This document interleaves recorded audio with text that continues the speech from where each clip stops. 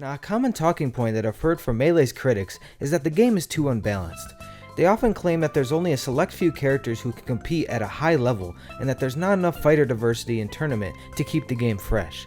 It hasn't helped that memes like 20XX have spread around, joking that in the future, only perfect foxes will be relevant in the meta and everyone else will fade into obscurity. So is there any merit to this, or is it just inaccurate bashing? Well, in my opinion, Melee is actually balanced surprisingly well, especially among the top tiers. It's amazing that after all this time, there's still no definitive best character in the game, and the best character has changed several times throughout Melee's history. It's truly a testament to how difficult and complex the game can really be. Now, even though we don't have as many viable characters as Ultimate, the mid to top tier all play incredibly different. Peach doesn't play like Fox, Samus doesn't play like Falcon, and nobody plays like Yoshi. There's enough variety among these characters and their playstyles to where the meta game doesn't get stale. On top of that, many characters still have hidden potential we don't even know about because lack of top level representation. Even amongst characters that aren't viable, they still have some winnable matchups against top tiers. Like Young Link has a decent matchup versus Jigglypuff, and DK can 0 to death chain grab Fox on FD.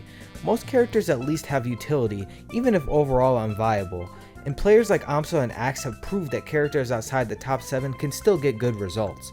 I think a major part of why people believe Melee is such an unbalanced game is because the very bottom tier of the tier list. To be fair, that is a very hard point to argue against. Bowser is so bad that it feels like you're playing a different game when you pick him, but not every character needs to be viable in order for the game to be balanced. A lot of Melee's variety comes from the plethora of different options and playstyles you have at your disposal. In my mind, there's a more all-encompassing issue we should be discussing. It's the way people view matchups. I've seen debates where people claim certain high-tier matchups are 70-30. People don't realize how big of a difference that is.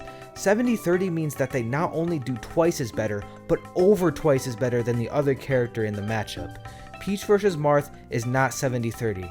Peach vs Puff is not 70-30. An actual 70-30 is like Bowser versus anyone. The main point being that disparities in matchups are often greatly exaggerated. Most top tier matchups are even enough to where either character can win consistently, and even mid tiers have some winnable matchups against them.